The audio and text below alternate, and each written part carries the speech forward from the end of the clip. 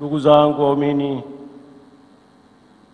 baba mwadhama, maaskofu wakuu na maaskofu wachungaji wote, ndugu mapadri, watawa wawekwa wakfu, ndugu zangu waumini wa kanisa la Mungu. Somo letu limetoka kwa barua ya kwanza ya Mtakatifu Petro na lasema hivi: bali nini ni kizazi kiteule, ukuhani wa kifalme, taifa takatifu, watu walio mali ya Mungu, mpate kutangaza matendo makuu ya yule aliyewaita mtoke gizani na kuingia mwanga wake wa ajabu. Barua ya kwanza ya Mtakatifu Petro sura ya 2 aya ya 9 mpaka ya 10. Petro alikuwa anawaandikia ndugu zangu, watu waliokuwa matesoni, walikuwa wamehangaika na kupoteza matumaini.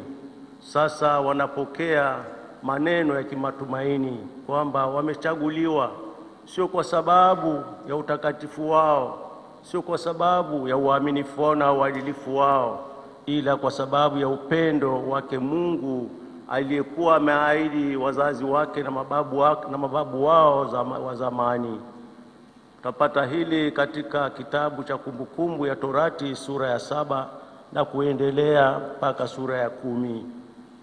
Kama ilivyosemwa katika barua ya kwanza ya Petro mtume sura ya 2 aya ya 9, na katika maandiko mengine ya Agano Jipya Warumi 9 na Matendo ya Mitume 13:48, kwamba uchaguzi wa Mungu kwa watumishi wake ni kutoka kwa watu, na hawa hupokea neema sio kwa utakatifu wao, ila kwa ukuu wa upendo wake Mungu mwenyewe. Upendo huu wa Mungu hutufanya kutambua tusivyostahili na kujinyenyekesha kusudi tuweze kuwapatia wale wenzetu matumaini zaidi. Mwashamu Baba Askofu Stefano Lameck Msomba, Mungu amekuteua uwe mchungaji mkuu wa misioni hii mpya ya Bagamoyo, lakini kongwe kwa historia yake. Kanisa unalokabidhiwa leo, ndugu yangu Mwashamu Askofu Msomba, katika yale yote yaliyofanyika, hili ni lango la imani Tanganyika yetu na Afrika Mashariki. Historia yake inaeleza yote. Maana ya Bagamoyo tutalisoma. Agano la Kale na Agano Jipya latuambia kwamba sadaka ya Mungu kwa watu wake na upendo wa Mungu kwa watu wake haituchagui sisi kwa sababu ya utakatifu wetu, ila inataka kutumia madhaifu yetu, nguvu zetu, hekima yetu na yote tuliyokuwa naye tuwaamshe wengi waliokata tamaa. Baba Askofu Msomba, wewe ni mjenga daraja la matumaini kwa Bagamoyo yetu. Wewe kama mrithi wa mitume una madaraka ya kufundisha, kutawala, kuongoza, kutakasa na kuonya kwa upendo wote. Unaitwa kutangaza matendo makuu ya yule aliyekuita, yaani Mungu mwenyewe. Kama kiungo cha umoja unaitwa kuwa rafiki wa wote. Kama alama ya matumaini utakuwa Kristo mwingine katika maadhimisho ya kutakatifuza. Utaitwa pia kutangaza na kueneza kanisa kwa mazingira rafiki na yasiyo rafiki. Wewe ni rafiki wa wote, ni mjenga daraja la amani kwa dini zote na madhehebu yote.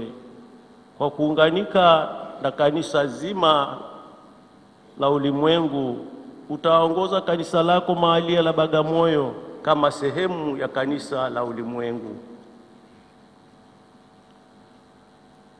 Wajibu wa kwanza, Baba Msomba, ni ustawi wa kiroho wa wale wanaoishi katika jimbo lako la Bagamoyo. Hivyo ni pamoja hubiri Injili si kwa waongovu, lakini pia hata kwa wale ambao wasioamini, na hasa wengi utawapata katika teritori yako hii ya Bagamoyo. Wana dini tofauti, wanaamini tofauti, wanafanya vitu tofauti. Watakuhitaji sana uwe kiungo na daraja la kuwaunganisha wote kwa Mungu. Katika masuala ya kila siku ya maisha, askofu, utaongoza kundi lako kwa kuwasaidia wote, kuwasaidia hasa wale waliokata tamaa, sio ya kiroho tu, hata waliokata tamaa kwa yale yanayohifadhi mwili na maendeleo yao. Utakuwa pia na unaitwa pia uwe mbunifu pamoja nao, utafute njia pamoja nao kuinua kile utakachosoma katika historia yetu Zanzibar. Maana ya Bagamoyo ni nini? Utawaweka makuhani na majiakoni kukusaidia katika kuhubiri Injili na kuadhimisha sakramenti zinazotoa neema, kama ilivyo sakramenti ya Ekaristi, kituo na kiini cha maisha ya kanisa. Unaaswa sana Baba Askofu Msomba kuwakumbusha kila wakati wasaidizi wako, yaani mapadri, kuheshimu na kuadhimisha Ekaristi takatifu na sakramenti nyingine zinazotoa neema kwa ibada ya kinifu, kwa ibada ya utakatifu. Wewe ni msimamizi wa yote hayo, na hasa katika usasa wetu wa kila kinachoonekana ni kizuri, kila kinachoandikwa ni kizuri.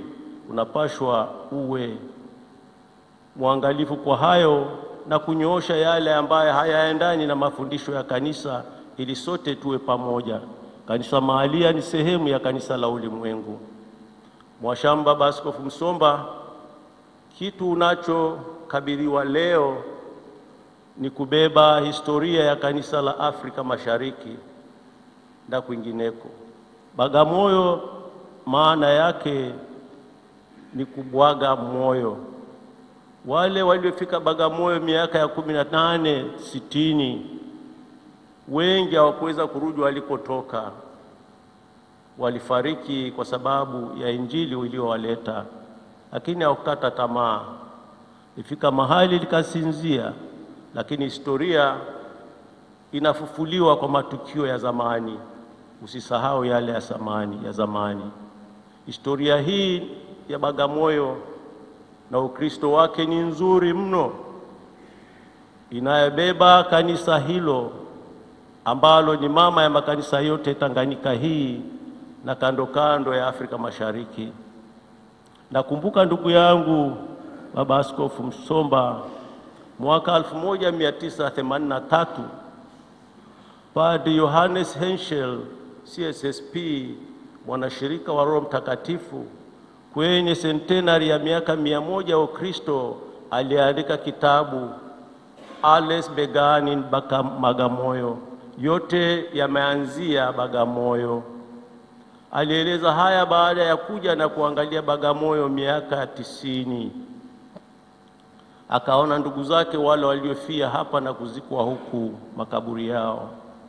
Akasoma historia yao, akaona hali ya kanisa katika Bagamoyo hii, ikamsikitisha lakini ikampa matumaini.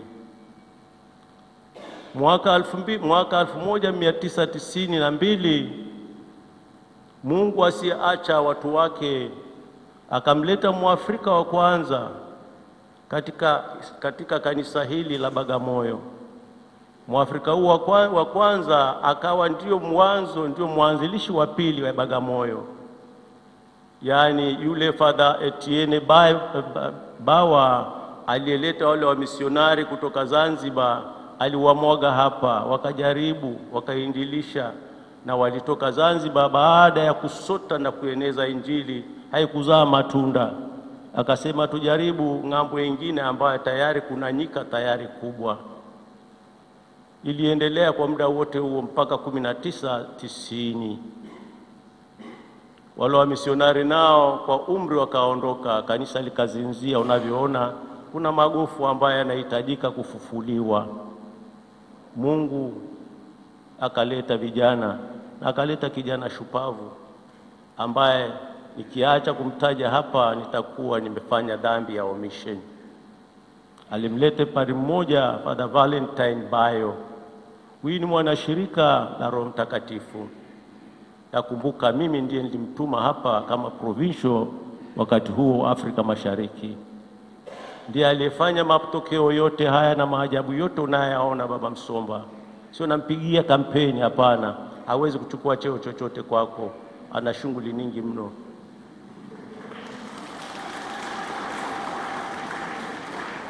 Yeye kwa moyo wa wale waanzilishi, akitembea katika miguu ya wale waliofia hapa, akisoma historia ya wale waliozikwa hapa, ilimwamsha akasema, nami kwa nini nisijitoe hivyo? Hakika akajitoa.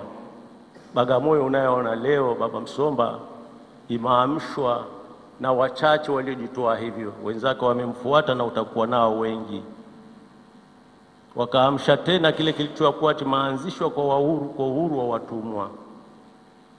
Huyu Yohanes Enshel nilimtaja, aliandika kitabu cha Ales Begani Bagamoyo kama nilivyosema mwaka 1983, akielezea maana wa Bagamoyo: kubwaga moyo, kupoteza matumaini, kuacha kila kitu. Kifika Bagamoyo hutarudi tena, ndio maana yake.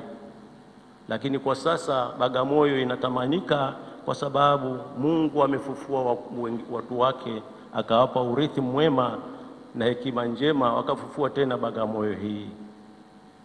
Waasisi wa misheni hii ya pili, baada ya wale waliokuja mwaka 1863,